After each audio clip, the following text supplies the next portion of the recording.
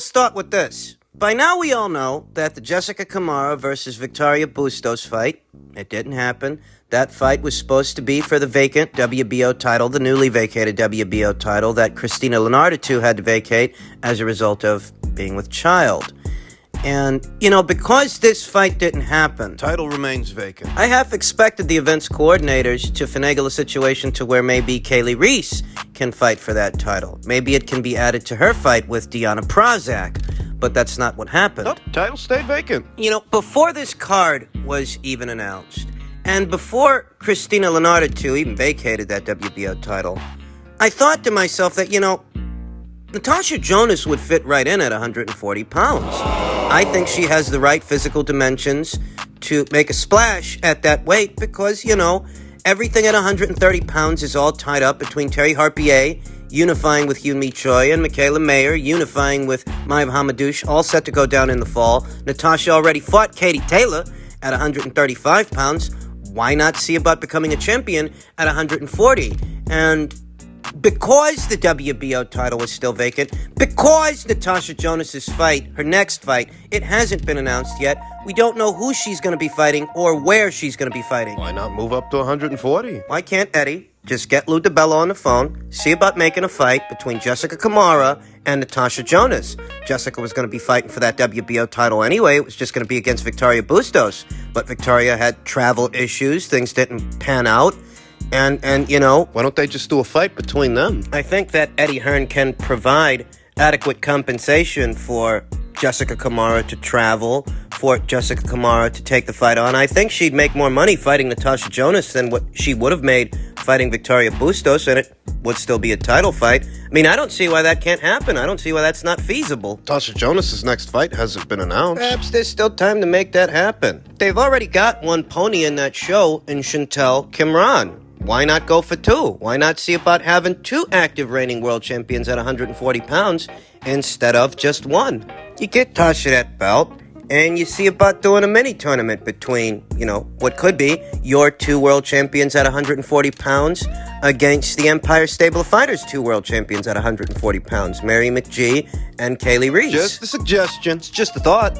In other news, Derek James believes Errol Spence Jr. would have done serious damage to Manny Pacquiao. He would have stopped him, broken his ribs. He would have stopped him, said James, following Ugas' victory over Pacquiao during an interview with Little Giant Boxing. I think he would have broken his ribs. He would have been just too physical, too strong. He wasn't too physical and strong to stop Mikey. Mikey's got even less experience as a welterweight than Manny Pacquiao does. When's the last time Errol stopped anybody? Oh, when's the last time Errol Spence Jr. even had a fight? All the way back there last year in December. Derek James added, when you have a guy like Pacquiao, you have to push him and bully him and bulldog him, continued James. You have to let him know that you're the bigger guy. Ugas let him feel it every now and then with a forearm, a stiff arm. He would push him on the ground. What he's doing is breaking Pacquiao's rhythm. You can't let a guy that great be great. Ugas never let Pacquiao be great. He stayed on top of him. He looked amazing.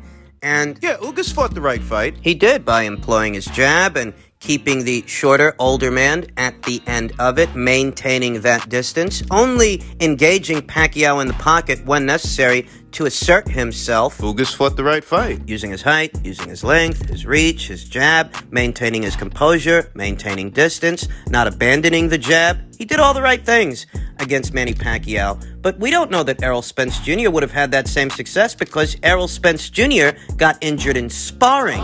And that's not an anecdote. That's not an annotation. That's the story. The reason that Ugas ended up standing in for Errol is because Errol got injured. His left eye. He's got a detached retina, remember? Let's say that the retina don't get detached in sparring. Let's say that the damage hasn't accumulated enough for that to happen in sparring, and Errol walks into the Pacquiao fight. He walks into the Pacquiao fight with that eye in that same condition, with a retina that's on the verge of being detached.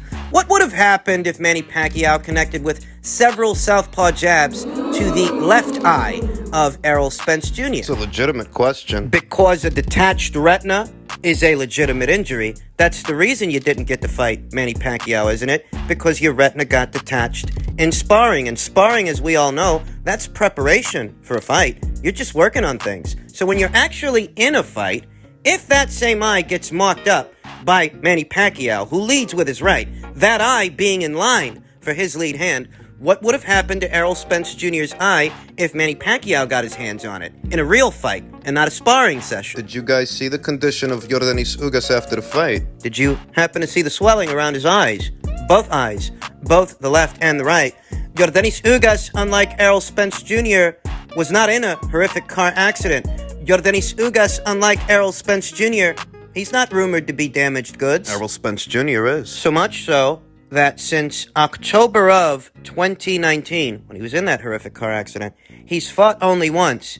And if the prognosis sticks, he will sit out all of this year, all of 2021. So that's what, one fight in 2 years? And this is the condition of Errol Spence Jr. This is the physical state of this fighter. This fighter that Derek James wants me and you to believe would have bullied Manny Pacquiao and outmuscled him. You know, Errol Spence Jr. does have more of a mean streak than Yordenis Ugas. They employ their lead hands differently. Yordenis Ugas employed his lead hand as a deterrent to keep the smaller man out and control the pace of the fight, whereas Errol's more aggressive. He steps into his jab to get within striking distance of his opponent, start letting off body shots. That's what he likes to do. But if you do that, you do realize you're affording the other guy more opportunities to hit you because you're closer to him. Of course you're opening up. You're not keeping the other guy out. You're not keeping his guns holstered, the smaller man. You step into your jab to land body shots, you're making it easier for the little guy to land shots on you. And given the physical state of Errol Spence Jr., the guy whose retina just got detached in sparring, who's to say that in the process of trying to be the bully and trying to be the aggressor, his eye wouldn't have been permanently damaged, since he would have made himself that much easier for Manny Pacquiao to hit. Ugas did the opposite. Ugas gave Manny a difficult target to get close to. That's not what Errol would have done. So let me tell you something, sweetheart. If you got time to entertain the wild speculations of Errol Spence Jr.'s trainer, who is so obviously partial, I think you can entertain mine. And if you want to know what I think and you're here, so I'll assume that you do, there's a chance, very good chance, that if Errol wouldn't have suffered that injury in sparring, the injury would have shown up in the actual fight. The injury would have shown up under the bright lights. And a fighter as experienced as Manny Pacquiao, he knows when he has his man hurt. He could have, perhaps, permanently damaged Errol Spence Jr.'s eye. Ugas and Errol approached that fight with different mindsets. For Yordenis Ugas, I feel that it meant more. And Ugas knew it really was the opportunity of a lifetime. I talked about this in the build-up of the fight, that I think Ugas approached the Pacquiao fight hungrier than Adrian Bronier did, hungrier than Keith Thurman did, and I dare say he approached that fight even hungrier than Errol Spence Jr. For Errol Spence Jr., it was a passing of the torch fight against an old, inactive fighter with a lot of marquee value. But for Ugas, it meant more. It would be the biggest stage he's ever fought on, and the opportunity that he never got in the past. Ugas never had the red carpet rolled out for him. He had to fight for everything he got. He's not a media darling like Errol. According to Derek James, Errol would have did it better, though what that's based on, I don't know. His tip-top shape, the physical state of him, how active he is these days. How do we know that same injury wouldn't have shown up in the fight? And because it's an actual fight, because it's not a sparring session, how do we know that the injury wouldn't have then been made worse? Perhaps permanent damage to the eye of Errol Spence Jr., which is a career-threatening, career-ending injury. How do we know? If we got time for your speculations, hey, I got time for mine. Finally, Dimitri Bivol versus John Ryder could be explored, says Eddie Hearn. Ryder, 33, is in line to face David Morrell for the WBA regular super middleweight title, but Eddie Hearn has spoken to Ryder about the possibility of moving up in weight to face Bivol. I might put him in with John Ryder, Hearn said. Ryder, wants it. He is a super middleweight, but is meant to fight Morrell for the world title. But that's a tough fight, so why not fight Bivol? I think a lot of people feel Bivol is beatable right now, although he is still unbeaten. The winner of that fight would most likely face Buatsi early next year, with Hearn looking to stage the fight at the O2 Arena in London. Having had back-to-back training camps with Virgil Hunter in the Bay Area, Buatsi is having a 1-month break, but will box again this year. I think we're going to box Bivol in October, and Josh will box in November or December, probably in America, Hearn said. After that, a world title fight in March. It's the perfect O2 Arena fight. isn't it? One thing's for sure. If you win a world title in this division, you have earned it. Bivol, Joe Smith Jr., they are no poor champions. Bivol beat another British boxer, Craig Richards, in his last defense of his world title in Manchester in May. That was his first fight in 19 months. What do I think about this story? What do I think about this news? I'll be honest with you. As a boxing fan, I like Ryder versus Morrell more than I like Ryder versus Bivol. Ryder hasn't proven anything to anyone at 175 pounds. He hasn't. And I view the Morrell fight at 168 pounds as a more even fight because in Ryder, you have a very experienced super middleweight, and in Morrell, you have a promising prospect, a promising young up-and-comer. It's the ideal fight for both guys. I like that fight a lot more than I like Ryder versus Bivol because that fight seems like a foregone conclusion. To me, it's a foregone conclusion that Bivol has everything it takes to outpoint someone like John Ryder. You know, a lot of people didn't like the way that Bivol looked in his last fight against the very statuesque Craig Richards, who's a very big guy as far as light heavyweights go, but need I remind you, he was coming off a long layoff. A 19-month layoff. So if he doesn't look his best, that probably has a lot to do with it. Now that he's had that tune-up fight, because that's what I viewed it as, a tune-up fight for Dimitri Bivol, you put him in there with John Ryder, that's a foregone conclusion fight. It's a foregone conclusion to me that Bivol wins that fight. Whereas Ryder versus Morrell is a more even matchup. That's my take as a boxing fan. If you're John Ryder, however, His shoes. things change. You see, if you're John Ryder, there are risks associated with the Morrell fight. Morrell, who dispatched Mario Cazares In 1 round. just 1 round. Mario Cazares had 12 professional bouts to David Morrell's 4, I believe it was. And, you know, David Morrell, he's a high-risk, low-reward guy at this point. You fight David Morrell, you're not even fighting for a full title. You're fighting for a baby belt that could end up being phased out by the WBA since they're consolidating world titles. So for John Ryder, there's actually more in it for you if you move up in weight and fight Dimitri Bivol, because if you fight Bivol, yeah, it's a risky fight, but it's for a full title, not a baby belt that might get phased out. You probably make more money fighting Bivol, too. How much money does John Ryder stand to make from that David Morrell fight, which is a risky fight?